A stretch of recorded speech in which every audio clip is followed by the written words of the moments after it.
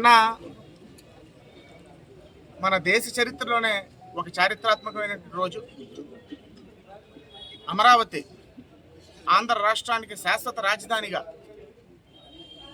అనేక వెన్నుపోట్లు, అనేక మాట మార్పుళ్ళు, అనేక మోసాలు తదనంతరం చంద్రబాబు నాయుడు గారు, పవన్ కళ్యాణ్ గారు, ముఖ్యంగా కేంద్ర ప్రభుత్వం నరేంద్ర మోడీ గారు అవనివ్వండి, అమిత్ షా గారు అవనివ్వండి, అందరూ కూడా ఒక అకంఠిత దీక్షతో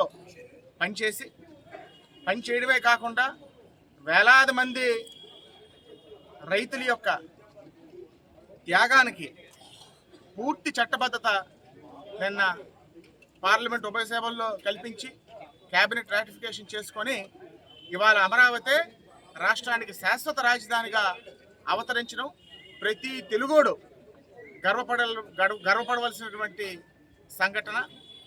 నిజంగా ఈ సందర్భంగా అమరావతి రైతాంగానికి, ముఖ్యంగా మహిళలకి 2 చేతులు జోడించి పాదాభివందనం చేసుకుంటున్నాను. ఎందుకంటే మన ప్రభుత్వం లేనప్పుడు, మన ప్రజాప్రభుత్వం లేనప్పుడు పార్టీ కార్యాలయానికి ఎప్పుడు వెళ్ళినా ఆడవారు, గృహిణీలు వంట చేసుకొని, భర్త పిల్లల్ని చూసుకొని, వ్యవసాయం చేసుకుని ప్రశాంతమైనటువంటి జీవితం గడిపినటువంటి అమరావతి మహిళా రైతులు నిజంగా వాళ్ళ బాధ వర్ణాతీతం. నేను వాళ్ళతో మాట్లాడాను.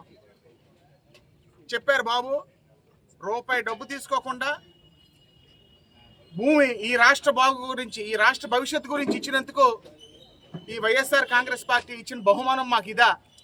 ఇంత అన్యాయమా? అక్రమ అరెస్ట్లా, అక్రమ కేసులా, ధర్నా చేయడానికి లేదు, దేవుడి దగ్గరికి పాదయాత్ర చేయడానికి లేదు, ఎంత అన్యాయమా, ఎంత ఘోరమా అని ఎంతోమంది వాపోయారు. వాళ్ళకి ఏంటి అవసరం అండి? ప్రశాంతంగా మన గురించి చంద్రబాబు నాయుడు గారి మీద నమ్మకంతో రూపాయి డబ్బు తీసుకోకుండా వేలాది ఎకరాలు ల్యాండ్ పూలింగ్లో ఇస్తే ఆయన మీద నమ్మకంతో అనరాని మాటలు, పెయిడ్ ఆర్టిస్టులు అన్నారు, అమరావతి వేసుల రాజధాని అన్నారు. ఎంత ఘోరంగా వ్యవహరించారో అంత ఘోరంగా వ్యవహరించారు. కానీ దేవుడు అంటూ ఒకడు ఉన్నాడు.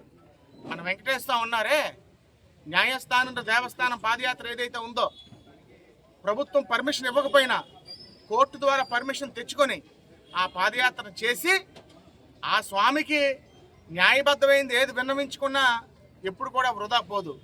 ఈ అమరావతి ఉద్యమం కూడా అదే అని మీకు అందరికీ కూడా సభాముఖంగా తెలియజేసుకుంటున్నాను.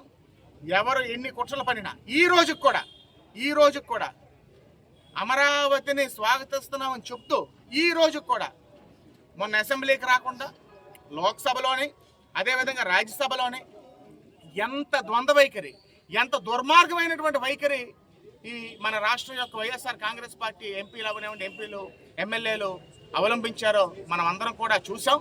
దయచేసి ప్రజలు గ్రహించాలి.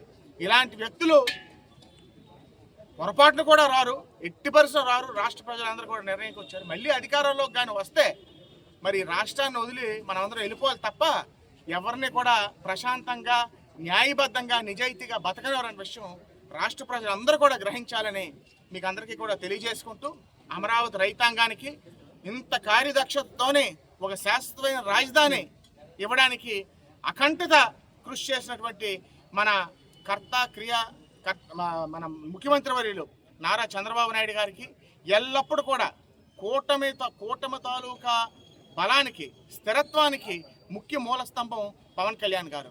వారికి కూడా ప్రత్యేకమైనటువంటి ధన్యవాదాలు తెలియజేసుకుంటూ, కేంద్ర ప్రభుత్వానికి కూడా ప్రత్యేకించి మన ప్రధానమంత్రి వర్యులు మోడీ గారికి, అదేవిధంగా మన అమిత్ షా గారికి, ప్రత్యేకమైనటువంటి మన లోక్సభ స్పీకర్ గారికి, రాజ్యసభ చైర్మన్ గారు, ఉపరాష్ట్రపతి వర్యులు అందరికీ కూడా పేరు పేరున మన 5 కోట్ల మంది ఆంధ్ర రాష్ట్ర ప్రజల తరపున నా కృతజ్ఞతలు తెలియజేసుకుంటూ మీ అందరి దగ్గర సెలవు తీసుకుంటున్నాను.